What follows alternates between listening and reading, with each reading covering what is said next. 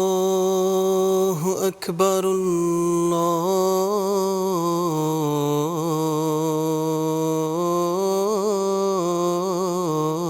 الله أكبر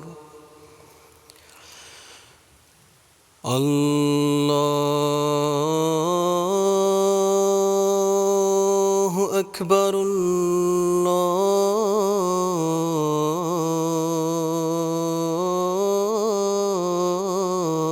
الله أكبر أشهد أن لا إله إلا الله أشهد أن لا إله إلا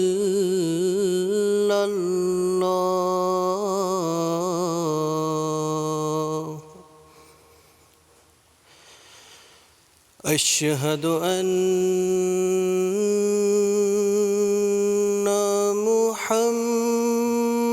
محمدًا رسول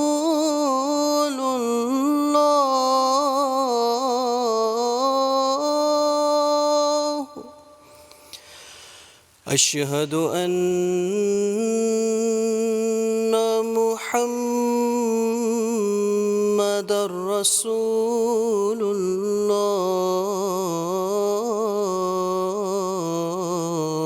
الله حي على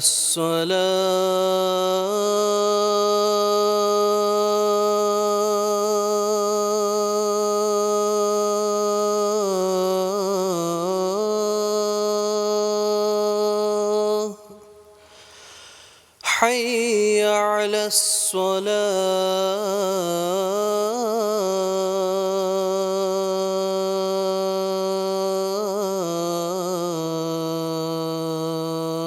الصلاة حي على الفلاح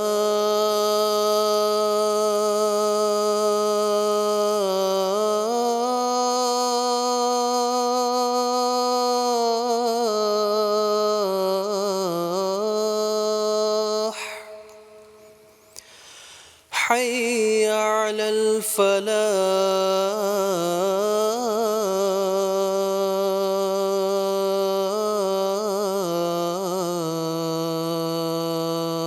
الفلاح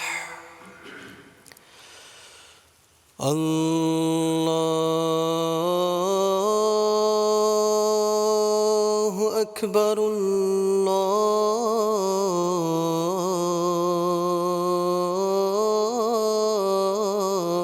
الله أكبر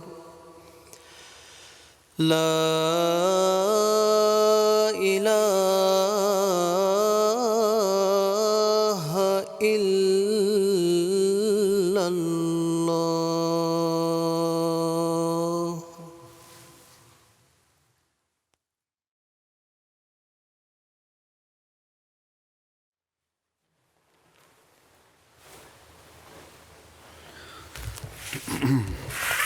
السلام علیکم ورحمۃ اللہ.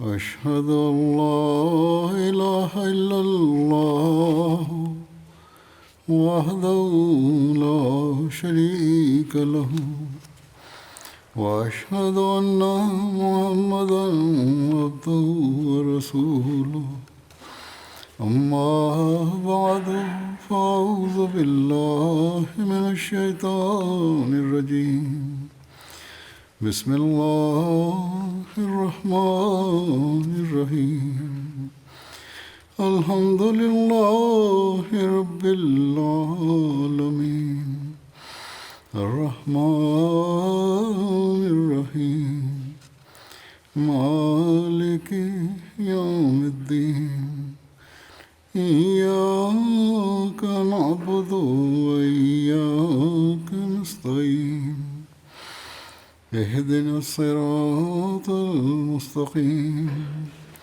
صراط الذين أنعمت عليهم غير المغضوب عليهم ولا الضالين.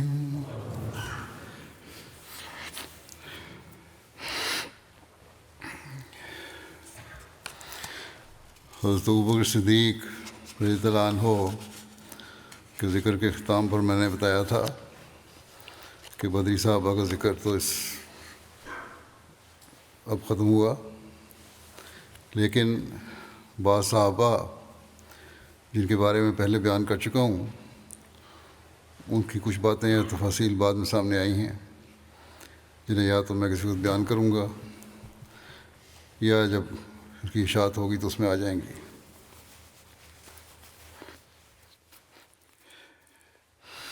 بعض لوگ لکھ رہے ہیں کہ ہمیں بہت فائدہ ہوا اس تاریخ کو سن کر، خطبات میں بھی حصہ بیان ہو جائے، اس لیے میں نے مناسب سمجھا کہ اسے بھی چند خطبات میں بیان کر دوں تاکہ اس ذریعے سے بھی لوگوں کو علم میں یہ باتیں آ جائیں اور زیادہ سے زیادہ لوگ سن سکیں۔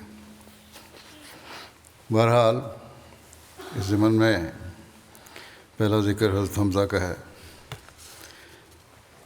آپ حضرت صلی اللہ علیہ وسلم کے چچا تھے اور آپ کے بہت پیارے تھے، جس کا اظہار آپ صلی اللہ علیہ وسلم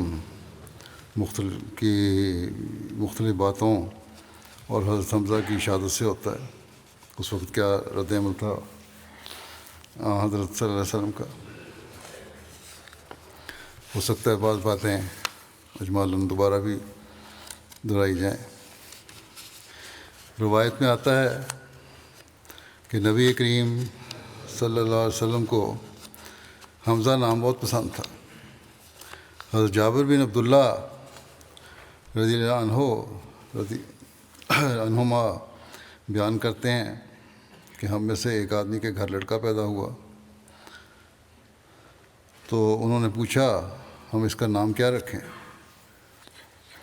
نبی کریم صلی اللہ علیہ وسلم نے فرمایا اس کا نام حمزہ بن عبد المطلب کے نام پر رکھو، جو کہ مجھے سب ناموں سے زیادہ پسندیدہ ہے۔ حضرت حمزہ کی ازواج اور اولاد کے متعلق طبقات الکبریٰ میں لکھا ہے کہ حضرت حمزہ کی ایک شادی ملہ بن مالک جو کہ قبیلہ اوس سے تعلق رکھتے تھے ان کی بیٹی سے ہوئی، جن سے یعلا اور عامر پیدا ہوئے۔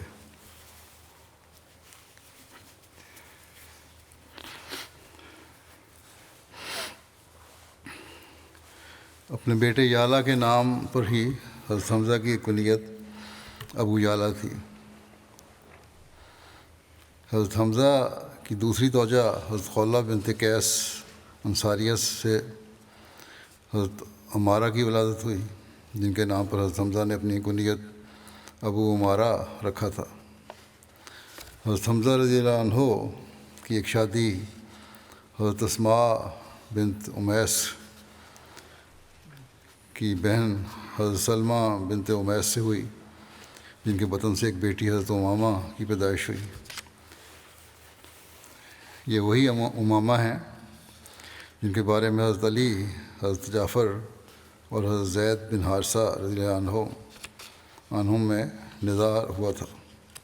ان میں سے ہر ایک یہی چاہتا تھا کہ حضرت امامہ اس کے پاس رہیں، مگر نبی کریم صلی اللہ علیہ وسلم نے حضرت جعفر بن ابی طالب رضی اللہ عنہ کے حق میں فیصلہ فرمایا تھا، کیونکہ حضرت امامہ کی خالہ حضرت اسماء بنت امیس رضی اللہ عنہ حضرت جعفر رضی اللہ عنہ کی زوجیت میں تھیں۔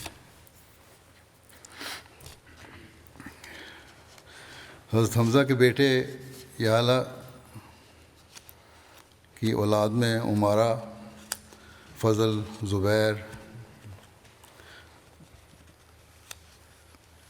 عقیل اور محمد تھے، مگر سب فوت ہو گئے اور حضرت حمزہ کی نہ ہی اولاد زندہ رہی اور نہ ہی نسل چل سکی۔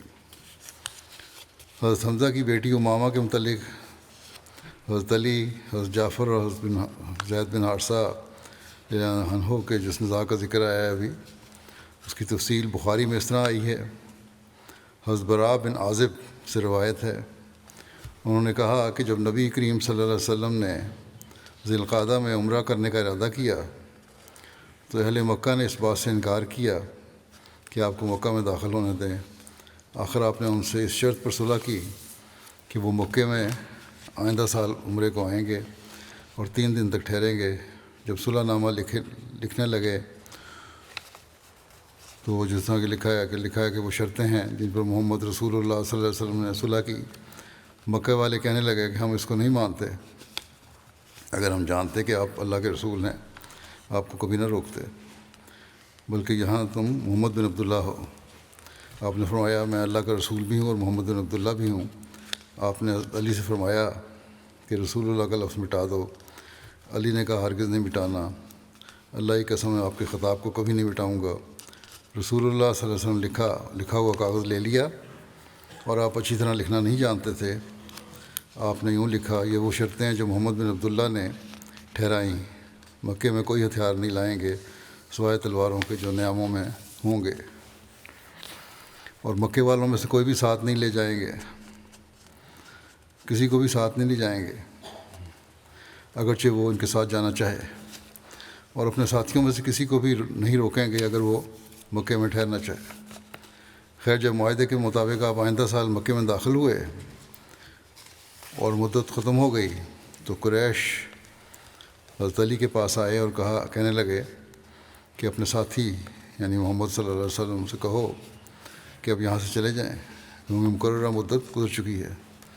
چنانچہ نبی صلی اللہ علیہ وسلم وہاں سے روانہ ہو گئے۔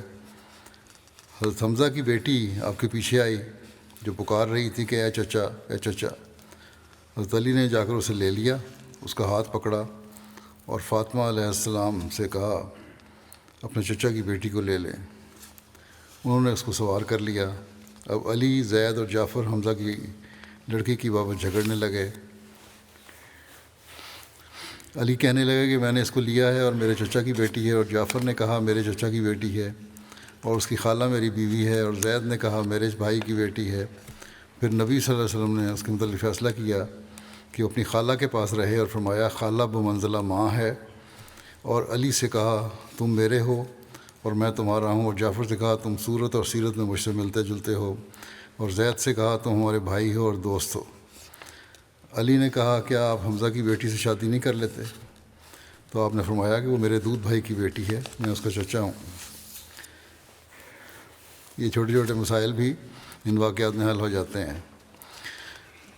بعض وقت میں مقدمے آتے ہیں کہ خالہ کے پاس کیوں جائے، نانی کے پاس کیوں جائے، تو یہ فیصلے ہو گئے یہاں۔ حضرت حمزہ رضی اللہ عنہ کے قبول اسلام کے متعلق روض العنف میں لکھا ہے کہ ابن اسحاق کے علاوہ بعض نے حضرت حمزہ رضی اللہ عنہ کے اسلام لانے کے متعلق ایک بات کا اضافہ کیا ہے۔ حضرت حمزہ رضی اللہ عنہ بیان فرماتے ہیں کہ جب مجھ پر غصہ غالب آ گیا اور میں نے کہہ دیا، یعنی جو اپنی لونڈی کے کہنے پہ جو سارا واقعہ ہوا ہے وہ پہلے بیان ہو چکا ہے کہ میں آپ صلی اللہ علیہ وسلم کے دین پر ہوں، بعد میں مجھے ندامت ہوئی کہ میں نے اپنے آباء و اجداد اور قوم کے دین کو چھوڑ دیا ہے، اور میں نے اس عظیم معاملے کے متعلق شکوک و شبہات میں اس طرح رات گزاری کہ لمحہ بھر سو نہ پایا۔ پھر میں خانہ کعبہ کے پاس آیا اور اللہ تعالیٰ کے حضور گریہ وزاری کی کہ اللہ تعالیٰ میرے سینے کو حق کے لیے کھول دے اور مجھ سے شکوک و شبہات کو دور کر دے۔ میں نے ابھی دعا ختم بھی نہ کی تھی کہ باطل مجھ سے دور ہو گیا اور میرا دل یقین سے بھر گیا۔ پھر صبح کو میں رسول اللہ صلی اللہ علیہ وسلم کی خدمت میں حاضر ہوا اور اپنی تمام حالت بیان کی، جس پر نبی کریم صلی اللہ علیہ وسلم نے میرے حق میں دعا فرمائی کہ اللہ تعالیٰ مجھے ثبات قدم بخشے۔ حضرت عمار بن ابو عمار سے روایت ہے کہ حضرت حمزہ بن عبد المطلب نے نبی کریم صلی اللہ علیہ وسلم سے عرض کی کہ انہیں جبریل علیہ السلام کی حقیقی شکل میں دکھائیں۔ تو آپ صلی اللہ علیہ وسلم نے فرمایا کہ تم انہیں دیکھنے کی طاقت نہیں رکھتے۔ انہوں نے عرض کی کیوں نہیں؟ آپ صلی اللہ علیہ وسلم نے فرمایا کہ اپنی جگہ پر اب بیٹھ جاؤ اگر تم چاہتے ہو تو۔ راوی کہتے ہیں پھر جبرائیل علیہ السلام خانہ کعبہ کی اس لکڑی پر اتر آئے جس پر مشرکین طواف کے وقت اپنے کپڑے ڈالا کرتے تھے۔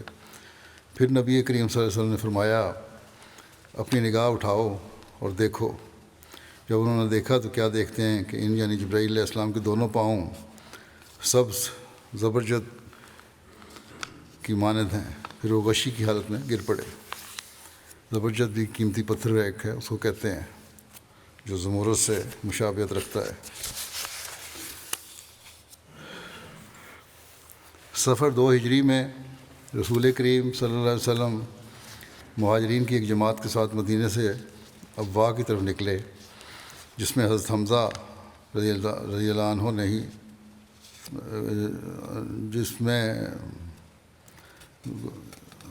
حضرت حمزہ کی کوئی شرکت کی توفیق ملی۔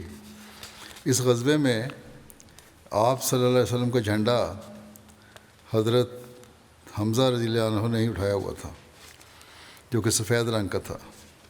آپ صلی اللہ علیہ وسلم نے اپنے پیچھے حضرت ابو سعد رضی اللہ عنہ، یا ایک روایت کے مطابق حضرت سعد بن عبادہ رضی اللہ عنہ کو مدینہ کا امیر مقرر فرمایا۔ اس سفر میں لڑائی کی نوبت نہیں آئی اور بنو زمرہ کے ساتھ صلح کا معاہدہ طے پا گیا۔ یہ پہلا غزوہ تھا جس میں رسول کریم صلی اللہ علیہ وسلم نے بنفس نفیس شرکت کی۔ اس غزوے کا دوسرا نام ودان بھی ہے۔ اس بارے میں حضرت مرزا بشیر احمد صاحب نصیحت خاتون النبیین میں لکھا ہے کہ جہاد بالسیف کی اجازت ہجرت کے دوسرے سال ماہ سفر میں نازل ہوئی، کیونکہ قریش کے خونی ارادوں اور ان کی خطرناک کارروائیوں کے مقابلے میں مسلمانوں کو محفوظ رکھنے کے لیے فوری کارروائی کی ضرورت تھی۔ اس لیے آپ اسی ماہ میں مہاجرین کی ایک جماعت کو ساتھ لے کر اللہ تعالیٰ کا نام لیتے ہوئے مدینہ سے نکل کھڑے ہوئے۔ روانگی سے قبل آپ صلی اللہ علیہ وسلم نے اپنے پیچھے مدینہ میں سعد بن عبادہ رئیس خزرج کو امیر مقرر فرمایا اور مدینہ سے جنوب مغرب کی طرف مکہ کے راستے پر روانہ ہو گئے اور بالآخر مقام ودان تک پہنچے۔ اس علاقے میں قبیلہ بنو زمرہ کے لوگ آباد تھے۔ یہ قبیلہ بنو کنانہ کے ایک شاخ تھا، اور اس طرح گویا یہ لوگ قریش کے چچا بھائی تھے۔ یہاں پہنچ کر حضرت صلی اللہ علیہ وسلم نے قبیلہ بنو زمرہ کے رئیس کے ساتھ بات چیت کی اور باہم رضامندی سے آپس میں ایک معاہدہ ہو گیا، جس کی شرطیں یہ تھیں کہ بنو زمرہ مسلمانوں کے ساتھ دوستانہ تعلقات رکھیں گے اور مسلمانوں کے خلاف کسی دشمن کی مدد نہیں کریں گے، اور جب حضرت صلی اللہ علیہ وسلم ان کو مسلمانوں کی مدد کے لیے بلائیں گے تو فوراً آ جائیں گے۔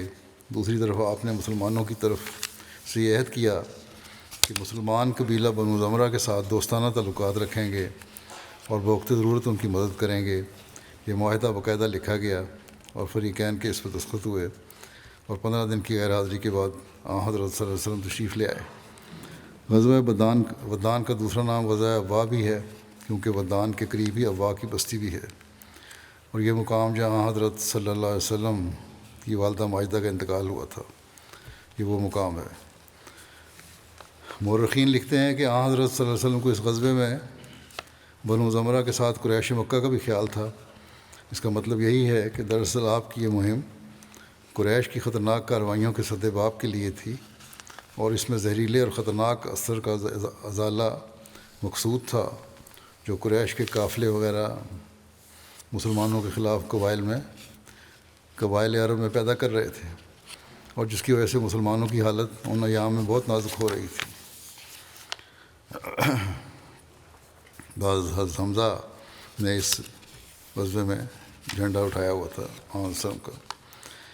جمادی الاولیٰ 2 ہجری میں پھر قریش مکہ کی طرف سے کوئی خبر پا کر آپ صلی اللہ علیہ وسلم مہاجرین کی ایک جماعت کے ساتھ، جن کی تعداد 150 یا 200 بیان ہوئی ہے، مدینہ سے عشیرہ کی طرف نکلے اور اپنے پیچھے اپنے رضائی بھائی ابو سلمہ بن عبد الاسد کو امیر مقرر فرمایا۔ اس غزوے میں بھی نبی کریم صلی اللہ علیہ وسلم کا سفید رنگ کا جھنڈا حضرت حمزہ رضی اللہ عنہ نے اٹھایا ہوا تھا۔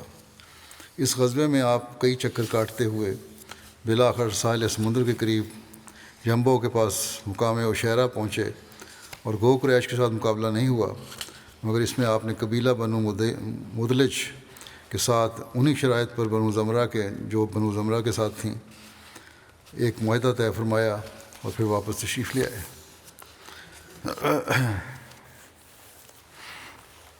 جنگ بدر میں انفرادی لڑائی میں جو مبارز طلبی کا ذکر ہے یہ پہلے بیان ہو چکا ہے مختلف حدیثوں کے حوالے سے۔ حضرت مرزا بشیر احمد صاحب نے اس کی تفصیل اس طرح لکھی ہے کہ جب فوجیں بالکل ایک دوسرے کے سامنے تھیں، مگر قدرت الہی کا عجیب تماشا ہے کہ اس وقت لشکروں کے کھڑے ہونے کی ترتیب ایسی تھی کہ اسلامی لشکر قریش کو اصلی تعداد سے زیادہ بلکہ 2 گنا نظر آتا تھا، جس کی وجہ سے کفار مرعوب ہو جاتے تھے، اور دوسری طرف قریش کا لشکر مسلمانوں کو ان کی اصل تعداد سے کم نظر آتا تھا، جس کے نتیجے میں مسلمانوں کے دل بڑھے ہوئے تھے۔ قریش کی یہ کوشش تھی کہ کسی طرح اسلامی لشکر کی تعداد کا صحیح پتہ لگ جاوے تو وہ چھوٹے ہوئے دلوں کو سہارا دے سکے۔ اس کے لیے رؤساء قریش نے عمیرہ بن وہب کو بھیجا کہ اسلامی لشکر کے چاروں طرف گھوڑا دوڑاؤ اور دیکھو کہ ان کی تعداد کتنی ہے، آیا ان کے پیچھے کوئی کمک تو مخفی نہیں ہے۔ چنانچہ عمیر نے گھوڑے پر سوار ہو کر مسلمانوں کا ایک چکر کاٹا، مگر اسے مسلمانوں کی شکل و صورت سے ایسا جلال اور عزم اور موت سے ایسی بے پرواہی نظر آئی کہ وہ سخت مرعوب ہو کر لوٹا اور قریش سے مخاطب ہو کر کہنے لگا کہ مجھے کوئی مخفی کمک وغیرہ تو نظر نہیں آئی، لیکن اے معاشر قریش، میں نے دیکھا ہے کہ مسلمانوں کے لشکر میں گویا اونٹنیوں کے کجاووں نے اپنے اوپر آدمیوں کو نہیں بلکہ موتوں کو اٹھایا ہوا ہے، اور یثرب کی سانڈنیوں پر گویا ہلاکتیں سوار ہیں۔ قریش نے جب یہ بات سنی تو ان میں ایک بے چینی سی پیدا ہو گئی۔ سراقہ جو ان کا ضامن بن کر آیا تھا کچھ ایسا مرعوب ہوا کہ الٹے پاؤں بھاگ گیا، اور جب لوگوں نے اسے روکا تو کہنے لگا مجھے جو کچھ نظر آ رہا ہے وہ تم نہیں دیکھتے۔ حکیم بن حزام نے عمیر کی رائے سنی تو گھبرایا ہوا عتبہ بن ربیعہ کے پاس آیا اور کہنے لگا کہ اے عتبہ، تم محمد صلی اللہ علیہ وسلم سے آخر عمر حضرمی کا بدلہ ہی چاہتے ہو، وہ تمہارا حلیف تھا، کیا ایسا نہیں ہو سکتا کہ تم اس کی طرف سے خون بہا ادا کر دو اور قریش کو لے کر واپس لوٹ جاؤ؟ اس میں ہمیشہ کے لیے تمہاری نیک نامی رہے گی۔ عتبہ جو خود گھبرایا ہوا تھا اور کیا چاہیے تھا جھٹ بولا کہ ہاں ہاں میں راضی ہوں۔ پھر حکیم کہا کہ حکیم دیکھو تو یہ مسلمان اور ہم آخر آپس میں رشتہ دار ہی تو ہیں، کیا یہ اچھا لگتا ہے کہ بھائی بھائی پر تلوار اٹھائے اور باپ بیٹے پر؟ تم ایسا کرو کہ ابھی ابو الحکم یعنی ابو جہل کے پاس جاؤ اور اس کے ساتھ یہ تجویز پیش کرو، اور ادھر عتبہ نے خود اونٹ پر سوار ہو کر اپنی طرف سے لوگوں کو سمجھانا شروع کر دیا کہ رشتہ داروں میں لڑائی ٹھیک نہیں ہے، ہمیں واپس لوٹ جانا چاہیے اور محمد صلی اللہ علیہ وسلم کو اس کے حال پر چھوڑ دینا چاہیے کہ وہ دوسرے قبائل عرب کے ساتھ نبٹتا رہے، جو نتیجہ ہوگا دیکھا جائے گا، اور پھر تم دیکھو گے کہ ان مسلمانوں کے ساتھ لڑنا بھی کوئی آسان کام نہیں ہے، کیونکہ خواہ مخواہ تم مجھے بزدل کہو، حالانکہ میں بزدل نہیں ہوں، مجھے تو یہ لوگ موت کے خریدار نظر آتے ہیں۔ حضرت صلی اللہ علیہ وسلم نے دور سے عتبہ کو دیکھا تو فرمایا اگر لشکر کفار میں سے کسی میں شرافت ہے تو اس سرخ اونٹ کے سوار میں ہے، اور اگر یہ لوگ اس کی بات مان لیں تو ان کے لیے اچھا ہو۔ لیکن جب حکیم بن حزام ابو جہل کے پاس آیا اور اس سے یہ تجویز بیان کی تو وہ فرعون امت والا ایسا باتوں میں کب آنے والا تھا، چھوٹتے ہی بولا کہ اچھا اب عتبہ کو اپنے سامنے اپنے رشتہ دار نظر آنے لگے ہیں۔ اور پھر اس نے عمر حضرمی کے بھائی عامر حضرمی کو بلا کر کہا کہ تم نے سنا کہ تمہارا حلیف عتبہ کیا کہتا ہے، اور وہ بھی اس وقت جب کہ تمہارے بھائی کا بدلہ گویا ہاتھ میں آیا ہوا ہے۔ عامر کی آنکھوں میں خون اتر آیا اور اس نے عرب کے قدیم دستور کے مطابق اپنے کپڑے پھاڑ کر اور ننگا ہو کر چلانا شروع کیا کہ ہائے افسوس میرا بھائی بغیر انتقام کے رہا جاتا ہے، ہائے افسوس میرا بھائی بغیر انتقام کے رہا جاتا ہے۔ اس صحرائی آواز نے لشکر قریش کے سینوں میں عداوت کے شعلے بلند کر دیے اور جنگ کی بھٹی اپنے پورے زور سے دیکھنے لگی۔ بہرحال ابو جہل کے تانے نے عتبہ کے تن بدن میں بھی آگ لگا دی۔ اس غصے میں بھرا ہوا وہ اپنے بھائی شیبہ اور اپنے لڑکے ولید کو ساتھ لے کر لشکر کفار سے آگے بڑھا اور عرب کے قدیم دستور کے مطابق انفرادی لڑائی کے لیے مبارز طلبی کی۔ چنانچہ انصار ان کے مقابلے کے لیے آگے بڑھے، مگر حضرت صلی اللہ علیہ وسلم نے ان کو روک دیا اور فرمایا، حمزہ تم اٹھو، علی تم اٹھو، عبیدہ تم اٹھو۔ یہ تینوں حضرت صلی اللہ علیہ وسلم کی نہایت قریبی رشتہ دار تھے، اور آپ چاہتے تھے کہ خطرے کی جگہ پر سب سے پہلے آپ صلی اللہ علیہ وسلم کے عزیز و اقارب آگے بڑھیں۔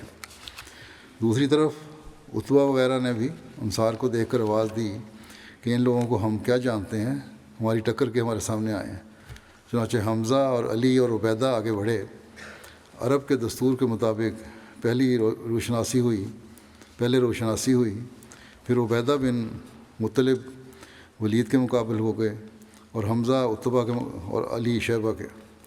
حمزہ اور علی نے تو ایک دو باروں میں ہی اپنے حریفوں کو خاک میں ملا دیا، لیکن عبیدہ اور ولید میں 2-4 اچھی ضربیں ہوئیں اور بالآخر دونوں ایک دوسرے کے ہاتھوں سے کاری زخم کھا کر گرے، جس پر حمزہ اور علی نے جلدی سے آگے بڑھ کر ولید کا تو خاتمہ کر دیا اور عبیدہ کو اٹھا کر اپنے کیمپ میں لے آئے، مگر عبیدہ اس صدمے سے جان بر نہ ہو سکے اور بدر سے واپسی پر راستے میں انتقال کیا۔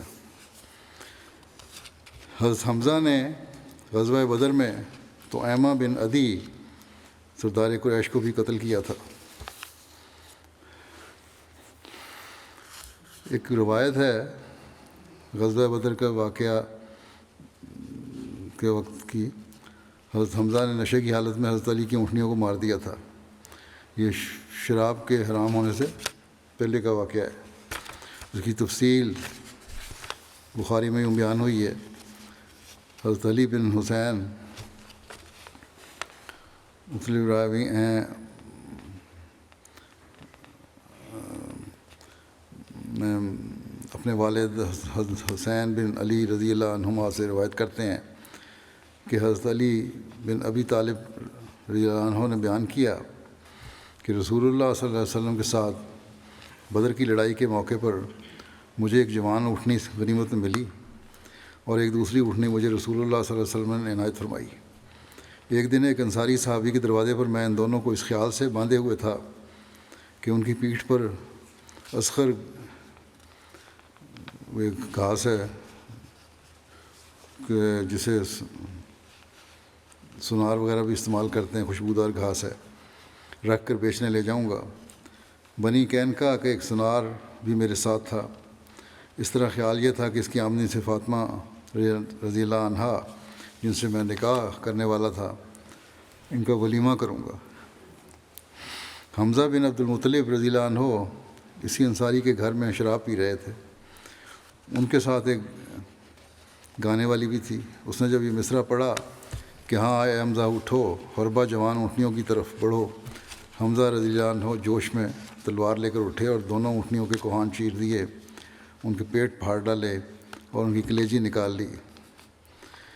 ابن جریج نے بیان کیا کہ میں نے ابن شہاب سے پوچھا کہ کیا کوہان بھی کا گوشت بھی کاٹ لیا؟ انہوں نے بیان کیا کہ ان دونوں کے کوہان بھی کاٹ لیے اور انہیں لے گئے۔ ابن شہاب نے بیان کیا کہ حضرت علی رضی اللہ عنہ نے فرمایا، مجھے یہ دیکھ کر بڑی تکلیف ہوئی۔ پھر میں نبی کریم صلی اللہ علیہ وسلم کی خدمت میں حاضر ہوا۔ آپ کی خدمت میں اس وقت زید بن حارثہ رضی اللہ عنہ بھی موجود تھے۔ میں نے آپ کو اس واقعے کی اطلاع دی تو آپ تشریف لائے۔ ریاض رضی اللہ عنہ بھی آپ کے ساتھ ہی تھے اور میں بھی آپ کے ساتھ تھا۔ حضور صلی اللہ علیہ وسلم جب حمزہ رضی اللہ عنہ کے پاس پہنچے اور آپ صلی اللہ علیہ وسلم نے خفگی کا اظہار فرمایا تو حضرت حمزہ نے نظر اٹھا کر دیکھا، نشے کی حالت میں تھے۔ کہنے لگے وسلم کو بھی کہ تم سب میرے باپ دادا کے غلام ہو۔ حضور صلی اللہ علیہ وسلم الٹے پاؤں لوٹ کر ان کے پاس سے چلے آئے۔ یہ شراب کی حرمت سے پہلے کا قصہ ہے۔ انہوں نے کہا ایسی حالت میں بہتر ہے کہ اس سے بات نہ کی جائے، لیکن بعد میں بہرحال دیکھ لیں کہ جب شراب کی حرمت ہو گئی تو پھر اس کے نزدیک بھی یہ لوگ نہیں گئے۔ یہ معیار تھا صحابہ کا اللہ تعالیٰ کے حکموں کو ماننے کا، مٹکے توڑ دیے فوری طور پر۔ یہ نہیں کہ کہا کہ ہم آہستہ آہستہ چھوڑ دیں گے، جیسا کہ آج کل لوگ کہتے ہیں نشے کی عادت افضل تو پہلے نشے میں پڑ جاتے ہیں، جو ویسی غلط کام ہے، ممنوع ہے اسلام میں، اور پھر کہتے ہیں آہستہ آہستہ چھوڑ دیں گے، ہمیں مہلت دیجیے۔ بہرحال یہ ایک واقعہ ہے جو اس وقت تھا، اور پھر اس کے بعد ان کے قربانی کے معیار بھی بڑھتے چلے گئے۔ یقیناً حضرت حمزہ کو اس کے بعد شرمندگی بھی ہوئی ہوگی، کیا کہا انہوں نے۔ غزوہ بدر کے بعد جب بنو قینقاع کی مہم درپیش تھی تو اس میں بھی حضرت حمزہ رضی اللہ عنہ پیش تھے۔ اس غزوے میں بھی نبی کریم صلی اللہ علیہ وسلم کا جھنڈا حضرت حمزہ رضی اللہ عنہ نے ہی اٹھایا ہوا تھا۔ یہ جھنڈا سفید رنگ کا تھا۔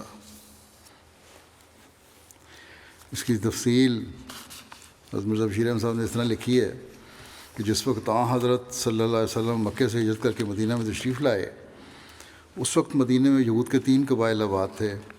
ان کے نام بنو قینقاع، بنو نذیر اور بنو قریظہ تھے۔ حضرت صلی اللہ علیہ وسلم نے مدینہ میں آتے ہی ان قبائل کے ساتھ امن و امان کے معاہدے کر لیے اور آپس میں صلح اور امن کے ساتھ رہنے کی بنیاد ڈالی۔ معاہدے کی روح سے فریقین اس بات کے ذمہ دار تھے کہ مدینہ میں امن و امان قائم رکھیں، اور اگر کوئی بیرونی دشمن مدینہ پر حملہ آور ہو تو سب مل کر اس کا مقابلہ کریں۔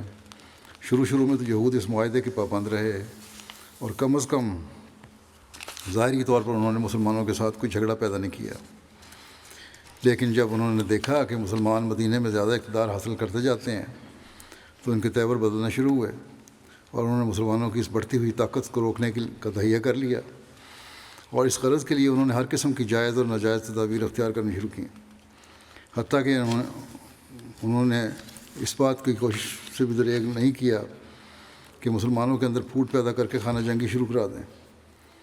چنانچہ روایت آتی ہے کہ موقع پر قبیلہ اوس اور خزرج کے بہت سے لوگ بیٹھے ہوئے تھے، باہم محبت و اتفاق سے باتیں کر رہے تھے کہ بعض فتنہ پرداز یہودیوں نے اس مجلس میں پہنچ کر جنگ بواس کا تذکرہ شروع کر دیا۔ یہ وہ خطرناک جنگ تھی جو ان 2 قبائل کے درمیان ہجرت سے چند سال قبل ہوئی تھی، اور جس میں اوس اور خزرج کے بہت سے لوگ ایک دوسرے کے ہاتھوں سے مارے گئے تھے۔ اس جنگ کا ذکر آتے ہی بعض جوشیلے لوگوں کے دلوں میں پھر پرانی یادیں تازہ ہو گئیں۔ گزشتہ عداوت کے منظر آنکھوں کے سامنے پھر گئے۔ نتیجہ یہ ہوا کہ باہم نوک جھونک اور تان و تشنیع سے گزر کر نوبت یہاں تک پہنچ گئی کہ اسی مجلس میں مسلمانوں کے اندر تلوار کھنچ گئی، مگر خیر گزری کہ حضرت صلی اللہ علیہ وسلم کو بروقت اس کی اطلاع مل گئی، اور آپ مہاجرین کی ایک جماعت کے ساتھ فوراً موقع پر تشریف لے آئے اور فریقین کو سمجھا بجھا کے ٹھنڈا کیا، اور پھر ملامت بھی فرمائی کہ تم میرے ہوتے ہوئے جاہلیت کا طریقہ اختیار کرتے ہو اور خدا کی اس نعمت کی قدر نہیں کرتے کہ اس نے اسلام کے ذریعے تمہیں بھائی بھائی بنا دیا۔ انصار پر آپ کی اس نصیحت کا ایسا اثر ہوا کہ ان کی آنکھوں سے آنسو جاری ہو گئے، اور وہ اپنی اس حرکت سے طائب ہو کر ایک دوسرے سے بغل گیر ہو گئے۔ جب جنگ بدر ہو چکی اور اللہ تعالیٰ نے اپنے فضل سے مسلمانوں کو باوجود ان کی قلت اور بے شور و سمانی کے قریش کے ایک بڑے جرار لشکر پر نمایاں فتح دی اور مکے کے بڑے بڑے عمائد خاک میں مل گئے، تو مدینہ کے یہودیوں کی مخفی آتش حسد بھڑک اٹھی، اور انہوں نے مسلمانوں کے ساتھ کھلم کھلا نوک جھونک شروع کر دی، اور مجلسوں میں برملا طور پر کہنا شروع کیا کہ قریش کے لشکر کو شکست دینا کون سی بڑی بات تھی، ہمارے ساتھ محمد صلی اللہ علیہ وسلم کا مقابلہ ہو تو ہم بتا دیں گے کہ کس طرح لڑا کرتے ہیں۔ حتیٰ کہ ایک مجلس میں انہوں نے حضرت صلی اللہ علیہ وسلم کے منہ پر اس قسم کے الفاظ کہے۔ چنانچہ روایت آتی ہے کہ جنگ بدر کے بعد جب حضرت صلی اللہ علیہ وسلم مدینہ شریف لائے تو آپ نے ایک دن یہودیوں کو جمع کر کے ان کو نصیحت فرمائی اور اپنا دعویٰ پیش کر کے اسلام کی طرف دعوت دی۔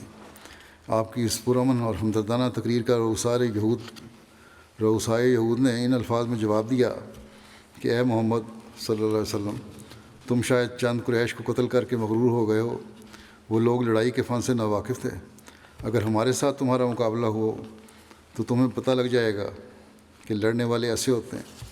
یہود نے صرف عام دھمکی پر اکتفا نہیں کیا، بلکہ ایسا معلوم ہوتا ہے کہ انہوں نے حضرت صلی اللہ علیہ وسلم کے قتل کے منصوبے بھی شروع کر دیے تھے، کیونکہ روایت آتی ہے کہ جب ان دنوں میں طلحہ بن برا جو ایک مخلص صحابی تھے فوت ہونے لگے تو انہوں نے وصیت کی کہ اگر میں رات کو مروں تو نماز جنازہ کے لیے حضرت صلی اللہ علیہ وسلم کو اطلاع نہ دی جاوے، تا ایسا نہ ہو کہ میری وجہ سے آپ پر یہود کی طرف سے کوئی حادثہ گزر جاوے۔ الغرض جنگ بدر کے بعد یہود نے کھلم کھلا شرارت شروع کر دی، اور چونکہ مدینہ کے یہود میں بنو قینقاع سب میں زیادہ طاقتور اور بہادر تھے، اس لیے سب سے پہلے انہی کی طرف سے شکنی شروع ہوئی۔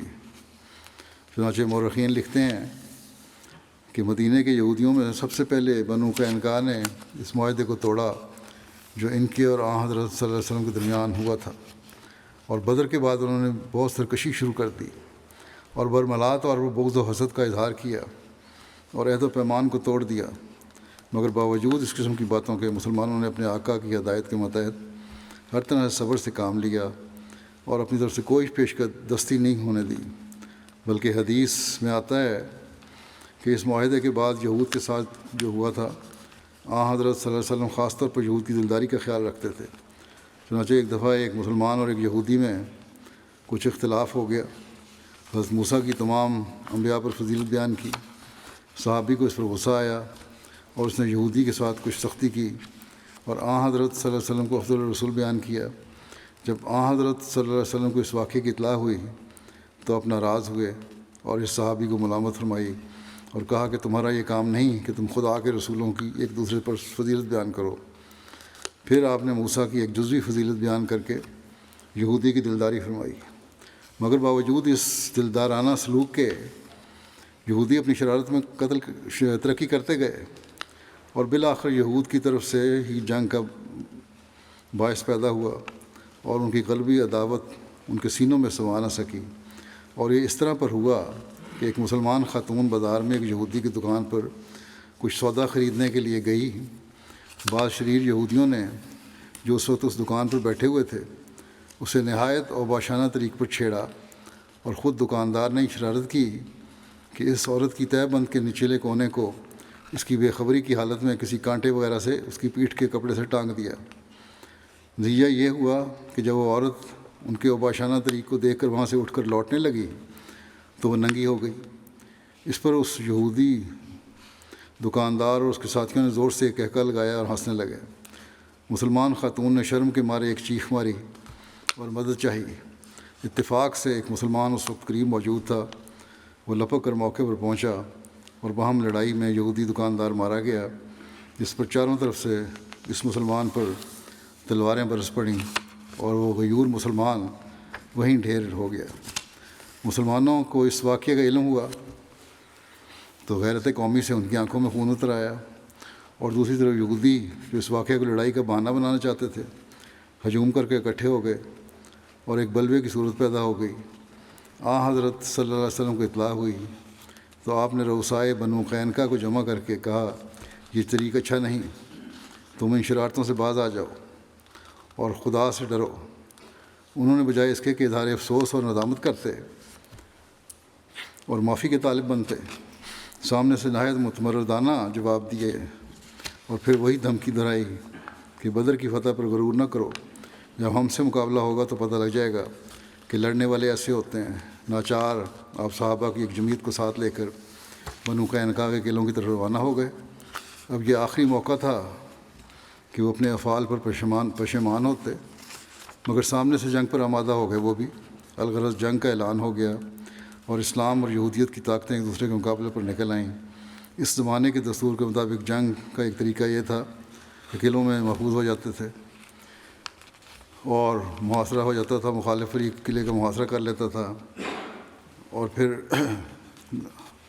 گائے گائے ایک دوسرے پہ حملے ہوتے رہتے تھے، حتیٰ کہ یا تو محاصرہ کرنے والے فوج قلعے پر قبضہ کرنے سے مایوس ہو کر محاصرہ اٹھا لیتی تھی، یا محصورین کی فتح سمجھی جاتی تھی اور یہ محصورین کی فتح سمجھی جاتی تھی، اور یا محصورین مقابلہ کی تاب نہ لا کر قلعے کا دروازہ کھول کر اپنے آپ کو فاتحین کے سپرد کر دیتے تھے۔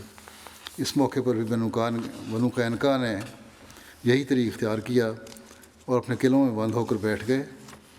حضرت صلی اللہ علیہ وسلم نے ان کا محاصرہ کیا۔ 15 دن تک برابر محاصرہ جاری رہا۔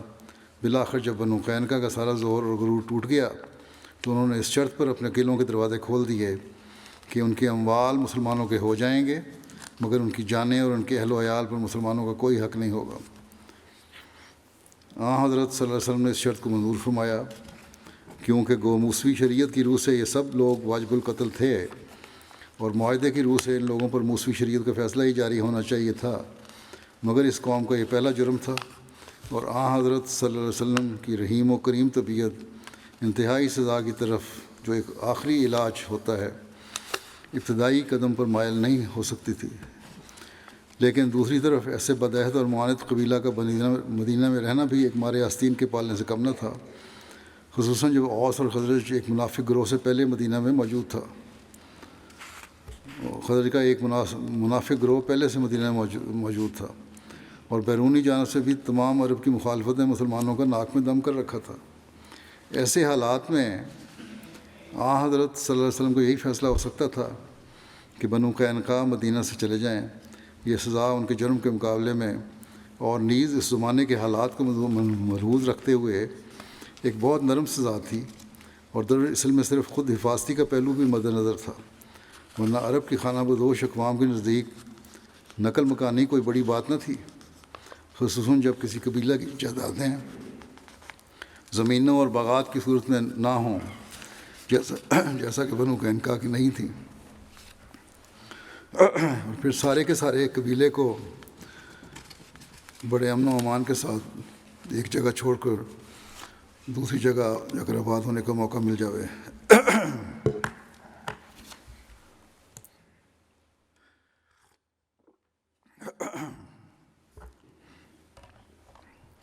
چنانچہ بنو قینقاع بڑے اطمینان کے ساتھ مدینہ چھوڑ کر شام کی طرف چلے گئے۔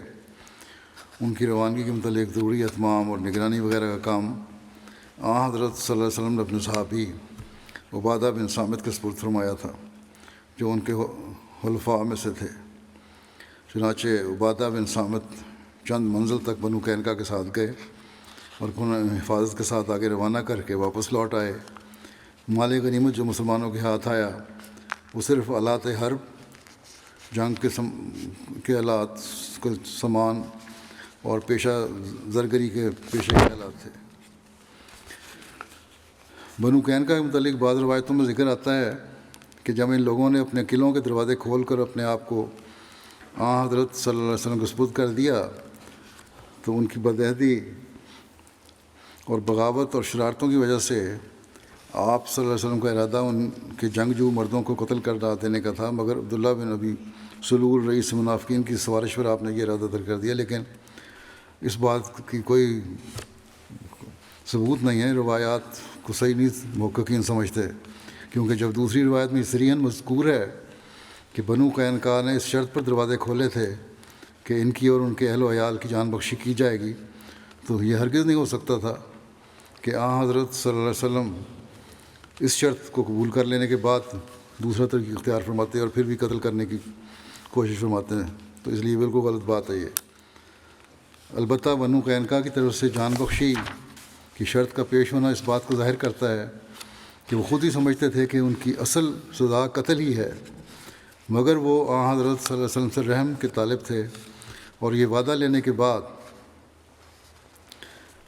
اپنے قلعے کا دروازہ کھولنا چاہتے تھے کہ ان کے قتل کی سزا نہیں دی جائے گی، لیکن گو حضرت صلی اللہ علیہ وسلم اپنے رحیم النفسی سے انہیں معاف کر دیا تھا، مگر معلوم ہوتا ہے خدا تعالیٰ کی نظر میں یہ لوگ اپنی بدعمالی اور جرائم کی وجہ سے اب دنیا کے پردے پر زندہ چھوڑے جانے کے قابل نہیں تھے۔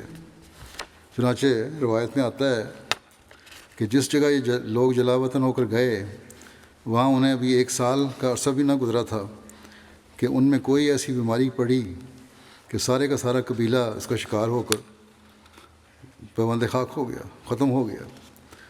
غزوہ بنو قینقاع ذوالحجہ 2 ہجری میں ہوا تھا۔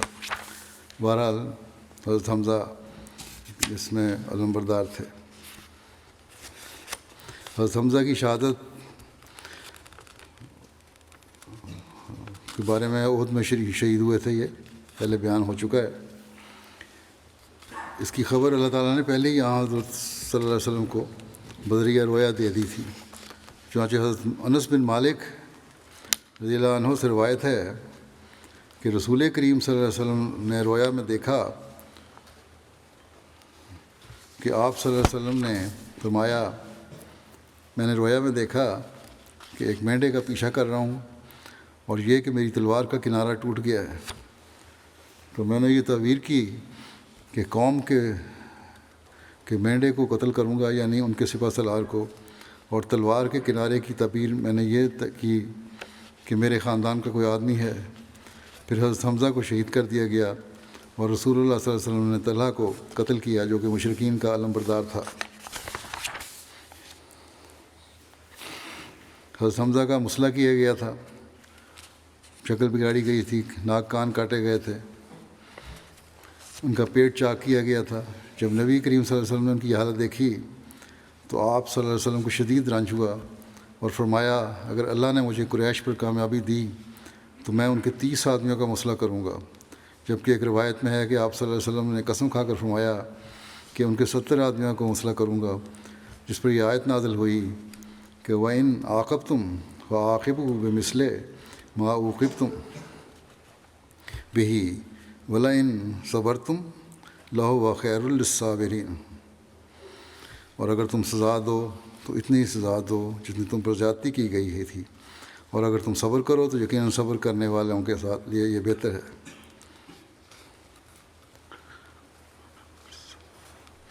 اس پر رسول اللہ صلی اللہ علیہ وسلم نے فرمایا کہ صبر کریں گے، اور اپنی قسم کو کفارہ ادا کر دیا۔ حضرت ابن عباس رضی اللہ عنہما بیان کرتے ہیں کہ رسول اللہ صلی اللہ علیہ وسلم نے فرمایا، کل رات جب میں جنت میں داخل ہوا، نظارہ دیکھا آپ نے، تو میں نے دیکھا کہ جعفر فرشتوں کے ساتھ پرواز کر رہے ہیں جبکہ حمزہ تخت پر ٹیک لگائے ہوئے ہیں۔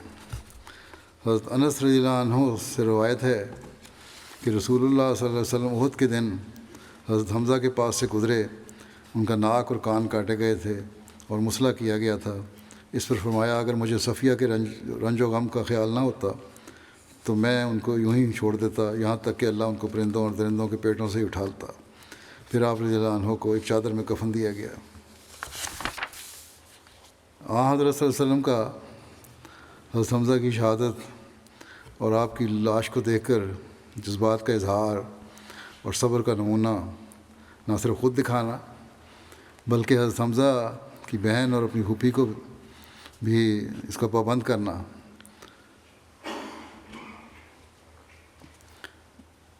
جس کا کچھ ذکر پہلے بھی ہو چکا ہے۔ پھر نوح کرنے والی انصاری عورتوں کو نوح کرنے سے روکنے کا واقعہ ہے۔ اس واقعے کو خلیفۃ مسیح رابع نے اپنے خلافت سے پہلے کی ایک جلسہ سالانہ کی تقریر میں بیان فرمایا تھا، وہ بیان کر دیتا ہوں، جس سے حضرت صلی اللہ علیہ وسلم کے اس واقعے سے خلق عظیم کا بھی پتہ لگتا ہے۔ بہرحال یہ مناسب ہے کہ یہاں بیان کیا جائے، پہلے تو مختصر حدیثوں کے حوالے سے بیان ہو چکا ہے۔ فرماتے ہیں کہ حضور صلی اللہ علیہ وسلم کو حضرت حمزہ سے جو پیار تھا، اس کا اظہار ان الفاظ سے ہوتا ہے جو احد کی شام حضور صلی اللہ علیہ وسلم نے حضرت حمزہ کی ناش پر کھڑے ہو کر فرمائے۔ آپ نے فرمایا، اے حمزہ، مجھے آج جو غصہ ہے اور جو تکلیف تیرے مقتل پر کھڑے ہو کر پہنچی ہے، اللہ آئندہ کبھی مجھے ایسی تکلیف نہ دکھائے گا۔ اس وقت آپ کی پھوپھی حضرت صفیہ حضرت حمزہ کی بہن بھی یہ خبر سن کر وہاں چلی آئیں، تو اس خوف سے کہ کہیں صبر کا دامن ان کے ہاتھ سے نہ چھوٹ جائے، پہلے تو آپ نے انہیں ناش دیکھنے کی اجازت نہ دی، لیکن جب انہوں نے صبر کا وعدہ کیا تو اجازت فرما دی۔ بہرحال آپ حضرت حمزہ کے مقتل پر حاضر ہوئیں اور شیر خدا اور شیر رسول اپنے پیارے بھائی کی لاش اس حالت میں سامنے پڑی دیکھی کہ ظالموں نے سینہ پھاڑ کر کلیجہ نکال لیا تھا اور چہرے کے نقوش بھی بری طرح بگاڑ دیے تھے، ہر چند کے سینہ غم سے بیٹھا جاتا تھا۔ حضرت صفیہ اپنے صبر کے وعدے پر قائم رہیں اور ایک کلمہ بے صبری کا منہ سے نکلنے نہ دیا، لیکن آنسوؤں پر کسے اختیار تھا، انا للہ پڑھا اور روتے روتے وہیں بیٹھ گئیں۔ حالت یہ تھی کہ غمزدہ خاموش آنکھوں سے آنسوؤں کی جھڑی لگی ہوئی تھی۔ راوی کہتا ہے کہ حضور بھی پاس بیٹھ گئے. آپ کی آنکھوں سے بھی بے اختیار آنسو جاری ہو گئے. جب حضرت صفیہ کے آنسو مدھم پڑتے تو حضور صلی اللہ علیہ وسلم کے آنسو بھی مدھم پڑ جاتے. جب حضرت صفیہ کے آنسو تیز ہوتے تو حضور صلی اللہ علیہ وسلم کے آنسو بھی تیز ہو جاتے. چند منٹ اسی حالت میں گزرے. بس حضور اور اہل بیت کا نوحہ ان چند خاموش آنسوؤں کے سوا اور کچھ نہ تھا، اور یہی سنت نبوی ہے. آپ مدینہ میں اس حال میں داخل ہوئے کہ تمام مدینہ ماتم کدہ بنا ہوا تھا، اور گھر گھر سے شہدائے احد کی یاد میں نوحہ گھروں کی آوازیں بلند ہو رہی تھیں. حضور صلی اللہ علیہ وسلم نے سنا تو بڑے درد سے فرمایا، حمزہ کو تو کوئی رونے والا نہیں. حمزہ کو رونے والا ہو بھی کون سکتا ہے کہ اہل بیت کو تو صبح و شام صبر کی تلقین ہوا کرتی تھی. حضور کے اس درد بھرے فکرے کو جب بعض انصار نے سنا تو تڑپ اٹھے اور گھروں کی طرف دوڑے اور بیویوں کو حکم دیا کہ ہر دوسرا ماتم چھوڑ دو اور حمزہ پر ماتم کرو. دیکھتے دیکھتے ہر طرف سے حمزہ کے لیے آہو بکا کا ایک شور بلند ہوا اور ہر گھر حمزہ کا ماتم کدہ بن گیا. انصار بیویاں نوحہ کے پڑھتے ہوئے اور آنسو بہاتی حضور صلی اللہ علیہ وسلم کی رحمت کدے پر بھی اکٹھی ہو گئیں. حضور نے شور سن کر باہر دیکھا تو انصار بیویوں کی ایک بھیڑ لگی ہوئی تھی. حضور نے ان کی ہمدردی پر ان کو دعا دی اور شکریہ ادا کیا، لیکن ساتھ ہی فرمایا کہ مردوں پر نوحہ کرنا جائز نہیں. بس اس دن سے نوحے کی رسم متروک کر دی گئی. حضور صلی اللہ علیہ وسلم کے قدموں پر ہماری جان نثار ہوں. کس شان کا معلم اخلاق تھا جو روحانیت کے آسمان سے ہمیں دین سکھانے نازل ہوا. کیسا صاحب بصیرت اور زیرک تھا یہ نصیحت کرنے والا جس کی نظر انسانی فطرت کے پاتال تک اتر جاتی تھی. اگر اس وقت حضور صلی اللہ علیہ وسلم انصار بیویوں کو نوحہ کرنے سے منع فرما دیتے جب وہ اپنے شہیدوں کا نوحہ کر رہی تھیں تو شاید بعض دلوں پر یہ شاک گزرتا اور یہ صبر ان کے لیے صبر آزما ہو جاتا. لیکن دیکھو کیسے حکیمانہ انداز میں آپ نے پہلے ان کے ماتم کا رخ اپنے چچا حمزہ کی طرف پھیرا، پھر جب نوحہ سے منع فرمایا تو گویا اپنے چچا کے نوحہ سے منع فرمایا. اللہ کا انتخاب ہے. دیکھو اپنی مخلوق کے لیے کس شان کا نصیحت کرنے والا بھیجا اللہ تعالیٰ نے، جو انسانی فطرت کی باریکیوں اور لطافتوں سے خوب آشنا تھا اور اپنے غلاموں کے لطیف جذبات کا کیسا خیال رکھنے والا تھا.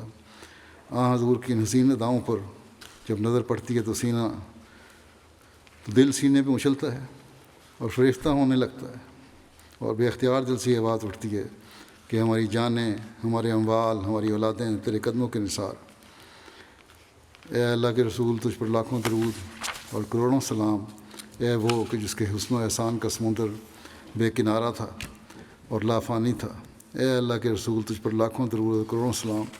زمین و آسمان کے واحد و یگانہ خدا کی قسم، زمین و آسمان میں اس کی تمام مخلوق میں تو واحد اور یگانہ ہے، تجھ سے کوئی تھا نہ ہے نہ ہوگا. تو حمزہ کے ذکر میں حضرت صلی اللہ علیہ وسلم کے اس اسوے کا بھی ذکر ہو گیا. یہی یہاں اختتام ہے. میں چند جو دوسرے جو ہیں ان کا ذکر انشاءاللہ آئندہ کروں گا.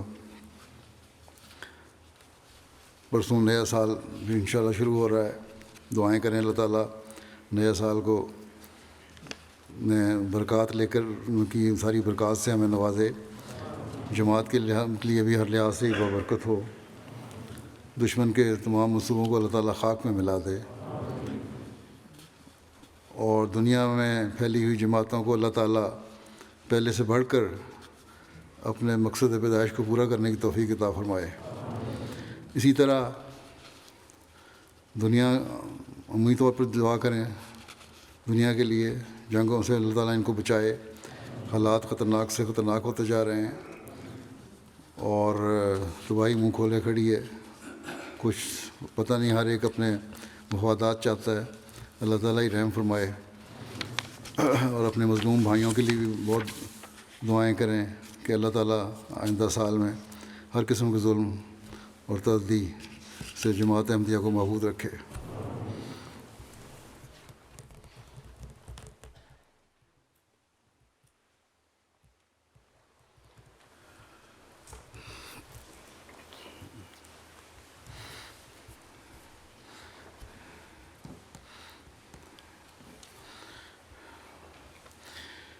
الحمد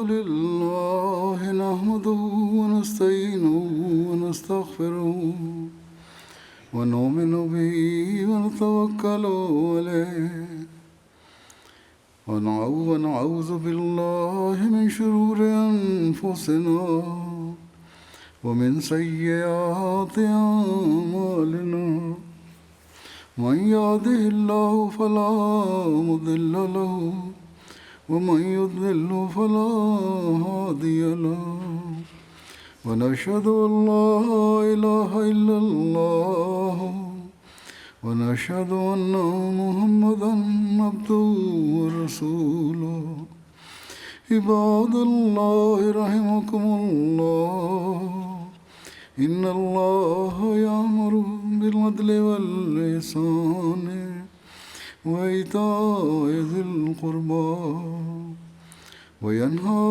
عن الفحشاء والمنكر والبغي يعظكم لعلكم تذكرون اذكروا الله يذكركم وادعوه يستجب لكم ولذكر الله أكبر